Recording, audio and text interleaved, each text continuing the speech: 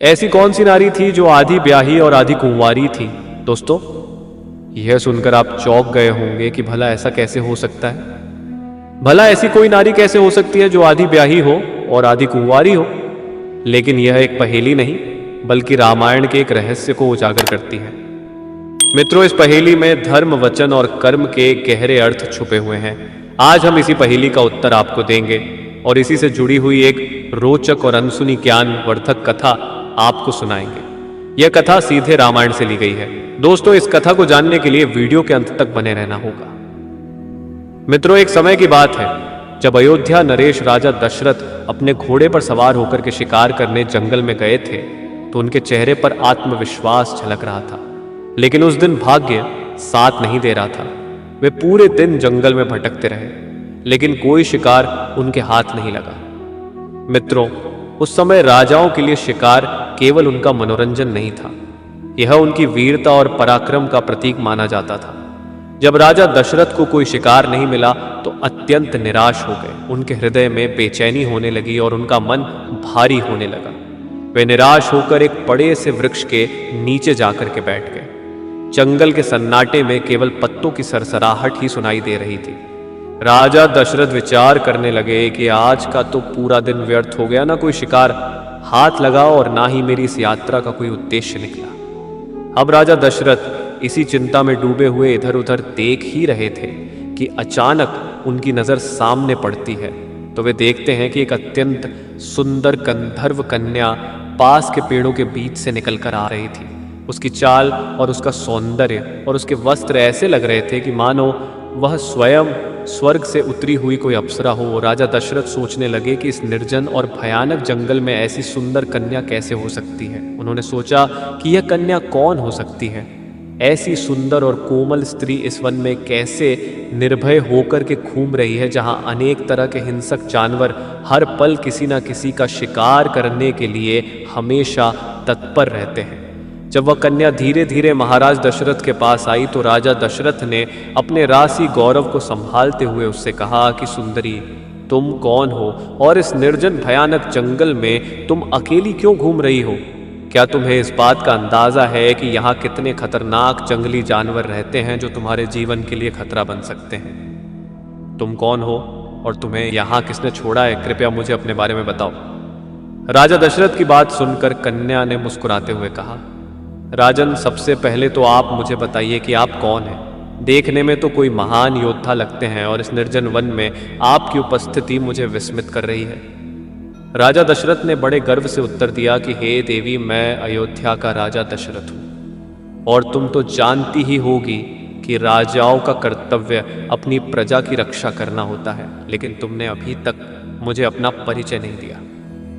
बताओ तुम कौन हो और इस वन में क्या कर रही हो? कन्या ने बड़ी ही शांत और मधुर वाणी में कहा कि हे महाराज दशरथ, मैं एक गंधर्व कन्या हूँ। मेरे पिता ने मुझे पूर्ण स्वतंत्रता दी है कि मैं अपने लिए स्वयं को योग्य वर तलाश सकूं और इसी कारण मैं इस जंगल में अपनी योग्य पति की खोज में घूम रही हूँ। दशरथ को यह सुनकर बड़ा आश्चर्य हुआ। उन्होंने कहा, क्या तुम्हारे पिता ने तुम्हें इस खतरनाक जंगल में अकेले भेज दिया? क्या यह उचित है कि एक पिता अपनी पुत्री को स्वयं अपना जीवन साथी खोजने के लिए इस निर्जन स्थानों में भटकने दे? पिता का कर्तव्य होता है कि वह अपनी पुत्री के लिए कोई योग्य वर की खोज स्वयं करे। गंधर्व कन्या ने महाराज दशरथ की बात सुनकर जवाब दिया कि महाराज, मेरे पिता ने मुझे स्वतंत्रता इस विश्वास के साथ दी है कि मैं अपने लिए सही निर्णय ले सकूं, और जब मैंने आपको देखा है तो मुझे महसूस हुआ कि मेरी खोज समाप्त हो गई है। आप ही मेरे लिए उचित वर हैं। राजा दशरथ ने उस कन्या की बात सुनकर थोड़ा हंसते हुए कहा कि हे सुंदरी, तुम्हारे साहस और वीरता की सराहना करता हूँ, लेकिन तुम्हां मेरे बारे में सब कुछ जान लेना चाहिए। मैं एक राजा हूँ और मेरे कंधों पर मेरे राज्य और प्रजा का दायित्व है। तुमने मुझसे विवाह की बात कही है, परंतु क्या तुम्हारे पिता ने तुम्हें यह आज्ञा दी है कि तुम किसी भी व्यक्ति से विवाह कर सकती हो? तब गंधर्व कन्या ने कहा, हे राजन, मैं इस बात से पूरी तरह से अवगत हूँ, परंतु अब मैं मन से आपके प्रति समर्पित हो चुकी हूँ। मैं आपसे विवाह करना चाहती हूँ और आपके साथ अपना जीवन बिताना चाहती हूँ। गंधर्व कन्या और राजा दशरथ के बीच संवाद चलता रहा। राजा दशरथ ने थोड़े आश्चर्य और चिंता के साथ कहा, हे सुंदरी, तुम्हारे पिता ने तुम्हें इतनी सुंदरता तो दे दी, लेकिन क्या यह पिता का कर्तव्य नहीं है कि वह अपनी पुत्री के लिए कोई योग्य वर खोजे? ऐसा कैसे संभव है कि तुम खुद निर्भय होकर अपने लिए पति की तलाश करने में इस सुनसान जंगल में भटक रही हो? अरे परंपरा तो यही कहती है कि पिता अपनी बेटी के लिए वर चुने और उसी के साथ उसका विवाह संपन्न हो। दशरथ की बात सुनकर गंधर्व कन्या मुस्कुराई और शांत स्वर में बोली, हे राजन, मैं गंधर्व लोक की कन्या हूँ। हमारे लोक में यह नियम है कि पुत्री को अपने जीवन साथी का चुनाव करने का पूरा अधिकार होता है। मेरे पिता ने मुझे यह स्वतंत्रता इस विश्वास के साथ दी है कि मैं अपनी पसंद से अपने लिए कोई योग्य वर चुन सकूं। यही कारण है कि मैं इस जंगल में निर्भय होकर के अपने पति की तलाश कर रही हूँ। लेकिन जब मैंने आपको देखा है तो मुझे विश्वास हो गया है कि मेरी खोज पूरी हो गई है। आप ही मेरे योग्य हैं। दशरथ को गंधर्व कन्या का आत्मविश्वास और साहस बड़ा ही अद्भुत लगा। लेकिन राजा दशरथ कहने लगे कि यह तो वही बात हुई जो आजकल के लोग करते हैं। कोई लड़का या लड़की एक दूसरे को पसंद कर लेते हैं और अगर घर वाले राजी ना हो तो भाग करके शादी कर लेते हैं। खैर, ये तो पुरानी बातें हैं। तुम मुझे यह बताओ कि तुमने मुझे ही क्यों चुना? तब गंधर्व कन्या ने कहा, हे राजन, मेरे मन ने तुम्हें चुना है। जब मैंने तुम्हें देखा तो मेरा हृदय जान गया कि तुम ही मेरे जीवन साथी बनने के योग्य हो। तुम्हारा राय, व्यक्तित्व, तुम्हारी गरिमा और तुम्हारे भीतर की ताकत ने मुझे विश्वास दिलाया है कि तुम मेरे लिए सबसे उपयोगी हो। अब मैं तुमसे विवाह करना चाहती हूँ। मित्रों, राजा दशरथ यह सुनकर थोड़े गंभीर हो गए, लेकिन उनके मन में भी उस गंधर्व कन्या के प्रति आकर्षण पैदा हो चुका था। उसकी सुंदरता पर वे मोहित हो चुके थे। उन्होंने कहा कि हे गंधर्व कन्या, तुम्हारे साहस और प्रेम ने मुझे भी आकर्षित कर लिया है। मैं भी अब तुमसे विवाह करने के लिए सहमत हूँ। राजा दशरथ उस गंधर्व कन्या को भोगना चाहते थे, इसीलिए कामुक होकर उस कन्या की ओर बढ़ने लगे। राजा दशरथ को अपनी ओर आते देख गंधर्व कन्या मुस्कुराई, लेकिन फिर वह थोड़ी गंभीर होकर राजा दशरथ को रोक कर कहा कि ठहरो राजन, विवाह तो मैं तुमसे ही करूंगी, लेकिन मेरी एक शर्त है। अगर तुम मेरी शर्त मानोगे तो ही मैं तुम्हारे साथ विवाह करूंगी। राजा दशरथ ने उत्सुकता से पूछा कि बताओ, तुम्हारी क्या शर्त है? मैं उसे मानने के लिए तैयार हूँ। पुरानी कहावत है दोस्तों, कामी लोभी लालची जब अपने स्वार्थ में चूर होते हैं तो फिर वे अच्छे बुरे का परिणाम भूल जाते हैं। वे ये भूल जाते हैं कि भविष्य में इसका परिणाम हमारे हित में होगा या अहित में मेरे दुख का कारण बनेगा। गंधर्व कन्या और दशरथ के बीच संवाद के दौरान कन्या ने दशरथ के सामने एक महत्वपूर्ण शर्त रख दी। उसने गंभीरता से कहा कि राजन, यदि आप चाहते हैं कि मैं आपकी इच्छा को स्वीकार करूं और आपसे विवाह करूं, तो आपको एक वचन देना होगा। मेरा पुत्र ही अयोध्या की गद्दी पर बैठेगा और यदि आप ये वचन देते हैं तो मैं आपके साथ विवाह करूंगी। दशरथ जी ने इस बात को बिना ज्यादा विचार किए स्वीकार कर लिया। उस समय उनके कोई संतान नहीं थी। उन्होंने सोचा कि शायद इससे कोई संतान पैदा हो सके। उनके मन में यह विचार आया कि एक विवाह के लिए यह वचन देना कोई बड़ी बात नहीं है। उन्होंने आत्मविश्वास भरी आवाज में कहा कि हे सुंदरी, मैं आपको वचन देता हूं कि आपका पुत्र ही अयोध्या की राजगद्दी पर विराजमान होगा। गंधर्व कन्या यह वचन सुनकर संतुष्ट हो गई। उसकी आंखों में एक चमक थी, मानो उसे अब अपने जीवन का उद्देश्य प्राप्त हो चुका था। दशरथ ने उसे भरोसा दिलाते हुए कहे कि अब मैं आपके पास नहीं रह सकता। मैं अपने राज्य अयोध्या लौट करके बारात लाऊंगा, तब हम वैदिक रीति रिवाज से विवाह करेंगे। इसी तरह से आपका और मेरा विवाह पूर्ण हो सकेगा। अभी आप यही वृक्ष के नीचे विश्राम करें, मैं जल्द ही लौटूंगा। गंधर्व कन्या ने महाराज दशरथ की बात सुन ली। वह वृक्ष के नीचे बैठ गई और राजा दशरथ के लौटने का इंतजार करने लगी। दोस्तों, राजा दशरथ अपने घोड़े पर सवार होकर अयोध्या के लिए निकल पड़े। उनके मन में उत्साह और गर्व का भाव था कि उन्होंने एक ऐसी कन्या को अपने लिए चुना था जो साहसी और आत्मनिर्भर है। मित्रों, गंधर्व विवाह उसे कहते हैं जो केवल मन और वचन का मेल होता है। वही दशरथ और गंधर्व कन्या के बीच हुआ इसे आधा विवाह माना गया, क्योंकि केवल बरमाला और वचन हुआ था। वैदिक रीत रिवाजों के अनुसार विवाह की बाकी रस्में अभी बाकी थी। दशरथ जी ने स्पष्ट कहा था कि वह बारात लेकर आएंगे, तब पूरी तरह से सारी रस्में निभाई जाएंगी, तब यह विवाह संपन्न माना जाएगा। गंधर्व कन्या ने राजा दशरथ की बात पर विश्वास किया और वृक्ष के नीचे बैठकर शांत मन से प्रतीक्षा करने लगी। उधर राजा दशरथ अपने राज्य अयोध्या के लिए लौट गए और यह सोचते हुए वह जल्द ही अपनी नई जीवन संगिनी को सम्मान पूर्वक अपने महलों में लेकर के आएंगे। महाराज दशरथ जब गंधर्व कन्या से वादा करके अयोध्या को लौटे तो उनके मन में उत्साह था। उन्होंने तय किया था कि वह जल्द ही बारात लेकर के उस गंधर्व कन्या के पास लौटेंगे और वैदिक रीत रिवाज से विवाह को संपन्न करेंगे। लेकिन अयोध्या लौटने के बाद दशरथ ने अपने राजकीय कार्यों और परिवार की जिम्मेदारियों में ऐसे उलझ गए कि धीरे धीरे वह वचन उन्हें याद नहीं रहा। दशरथ के बारे में अधिकतर लोग जानते हैं कि उनके 3 प्रमुख रानियां थीं, कौशल्या, सुमित्रा और कैकेयी। इन 3 रानियों का उल्लेख रामायण में प्रमुखता से किया गया है। लेकिन एक और बात है जिसमें बताया गया है कि दशरथ की कुल 760 रानियां थीं। जगदीश रामायण में इस बात का वर्णन है। इन रानियों में से कुछ रानियां विशेष थीं जिन्हें पटरानियों का दर्जा प्राप्त था। यही कारण है कि रामायण और अन्य ग्रंथों में केवल इन्हीं का उल्लेख किया गया है। लेकिन अन्य रानियां भी दशरथ के जीवन का महत्वपूर्ण हिस्सा थी। उनके साथ दशरथ का अलग अलग संबंध था और वे सभी उनके महल की शोभा बढ़ाती थी। जब राजा दशरथ अयोध्या लौटे तो अपनी 760 रानियों में खो गए। हर दिन महल में कोई ना कोई उत्सव होता, कहीं ना कहीं कोई आयोजन होता।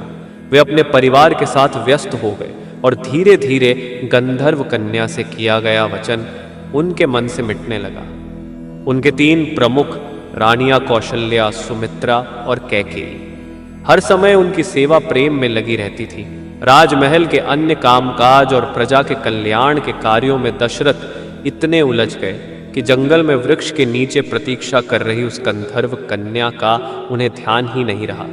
गंधर्व कन्या ने दशरथ पर विश्वास करके उन्हें वचन दिया था कि उनका इंतजार करेगी। लेकिन दशरथ अपने महल के वैभव, रानियों के प्रेम और राजकाज के कार्यों में ऐसे मग्न हुए कि उन्होंने उस गंधर्व कन्या से किया गया वादा पूरी तरह भूल गए। महल में उनके पास हर समय कोई ना कोई रानी रहती थी।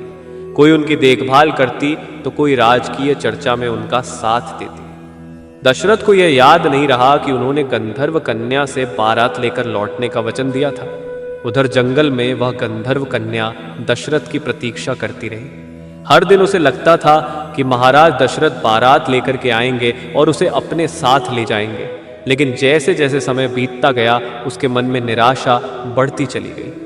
दोस्तों, इस प्रकार से दशरथ अपनी व्यस्तता में गंधर्व कन्या के वचन को भूल चुके थे और अपने वर्तमान जीवन में मग्न रहने लगे। गंधर्व कन्या ने राजा दशरथ के वचन का पूरा विश्वास किया था। वो उस वृक्ष के नीचे बैठकर उनकी प्रतीक्षा करती रही। हर दिन उसे लगता था कि राजा दशरथ अपनी बारात लेकर के आएंगे और उसे अपने साथ लेकर के जाएंगे। लेकिन समय बीतता गया और दशरथ अपने वादे को भूल करके अपने राज कार्यों में उलझ गए और अपनी रानियों के प्रेम में खो गए।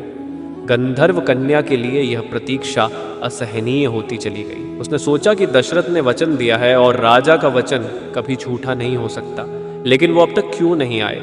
इसी सोच में डूबी गंधर्व कन्या ने उस वृक्ष के नीचे तपस्या करना शुरू कर दिया। वह अपने मन को शांत रखते हुए भगवान से प्रार्थना करने लगी कि महाराज दशरथ अपना वचन निभाए।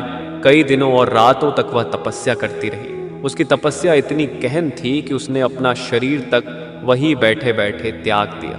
इस घटना को मतंग ऋषि, जो उसी जंगल में तपस्या कर रहे थे, वह देख रहे थे। वे कन्या के त्याग और तपस्या से बहुत प्रभावित थे। जब मतंगा ऋषि ने देखा कि गंधर्व कन्या ने प्राण त्याग दी हैं, तो उसके पास पहुंचे।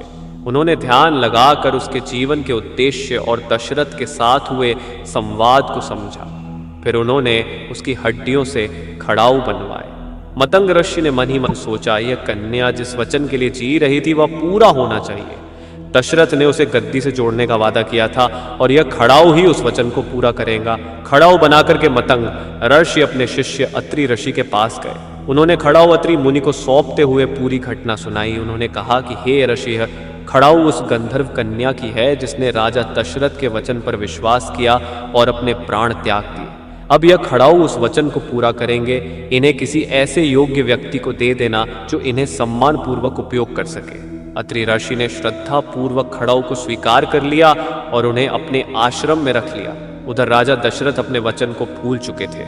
समय बीतता गया और दशरथ के घर में भगवान राम का जन्म हुआ। भगवान राम बड़े हुए और एक दिन कैकेयी के कहने पर उन्हें वनवास का आदेश मिला।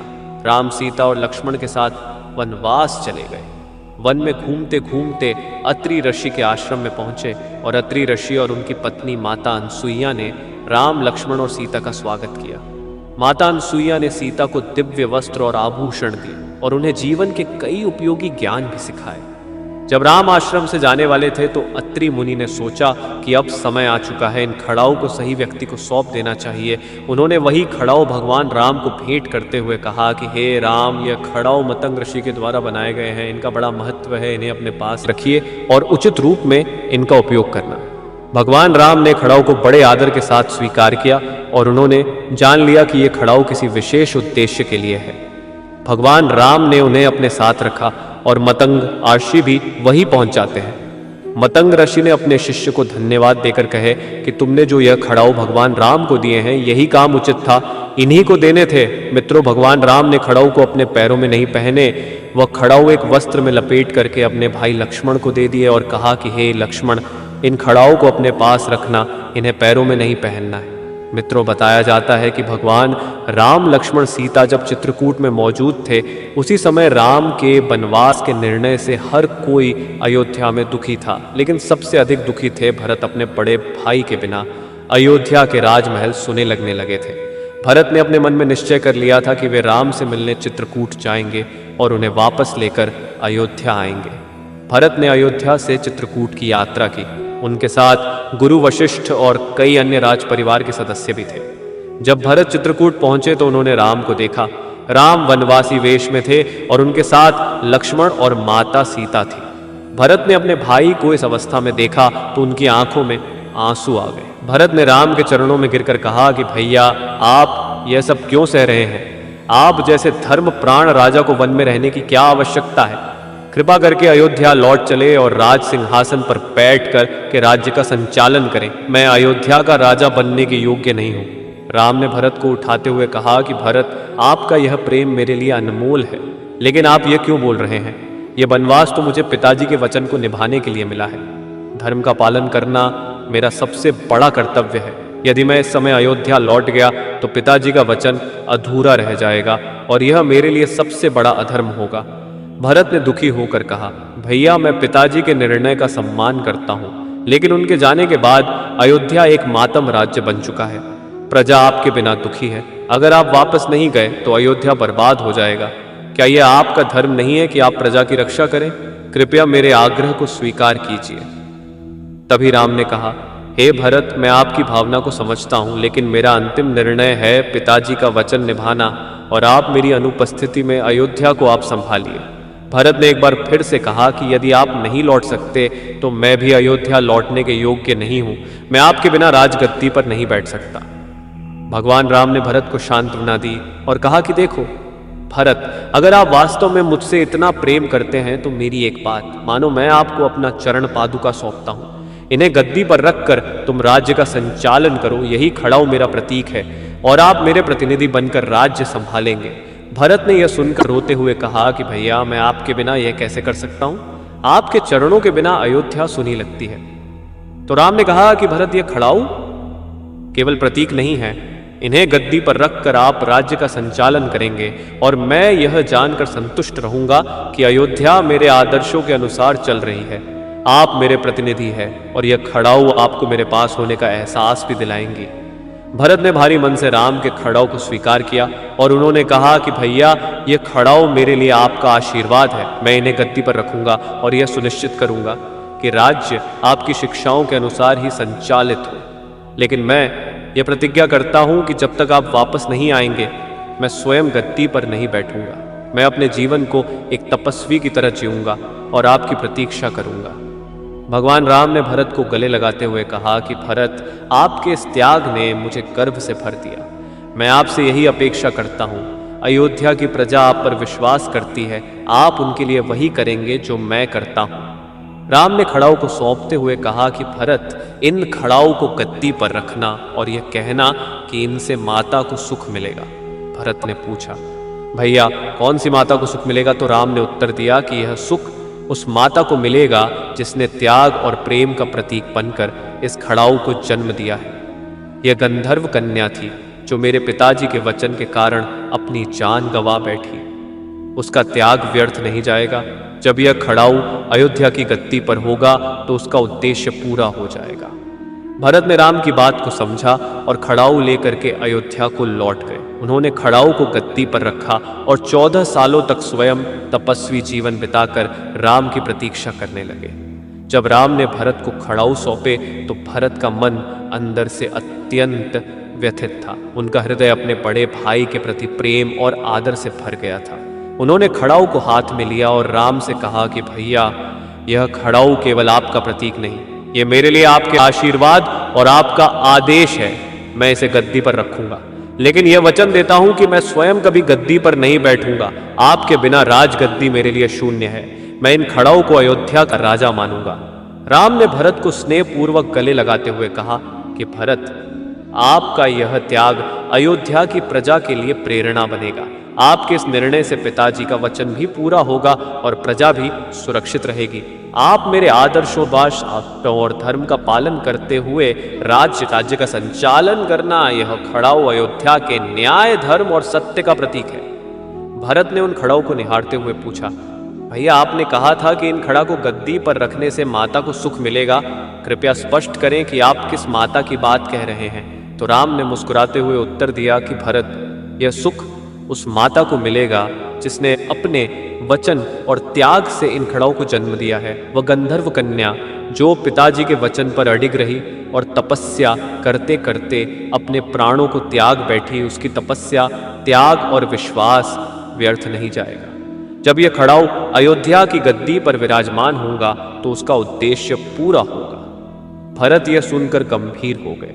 उन्होंने मन ही मन उस गंधर्व कन्या के त्याग को नमन किया और राम से कहा कि भैया, मैं इन चरण पादुका को केवल गद्दी पर नहीं रखूंगा, बल्कि इन्हें पूरे सम्मान के साथ राज सिंहासन का प्रतीक मानूंगा। जब तक आप वापस नहीं लौटेंगे मैं तपस्वी जीवन जीऊंगा, यही मेरी प्रतिज्ञा है। भरत ने चरण पादुका को कपड़े में लपेटा और अपने सिर पर रख लिया। उनकी आंखों में आंसू थे, लेकिन मन में यह संतोष था कि अपने बड़े भाई का आदेश और वचन निभा रहे हैं। राम ने भरत को गले लगाया और कहा कि भैया, आपका यह त्याग अयोध्या के लिए मूल्य है। मैं वचन देता हूं कि वनवास की अवधि समाप्त होते ही मैं वापस आऊंगा और आपसे मिलूंगा। तब तक आप मेरी जगह यह जिम्मेदारी उठाइए। भरत ने राम के चरणों को स्पर्श किया और खड़ाऊ लेकर के अयोध्या के लिए लौट चले।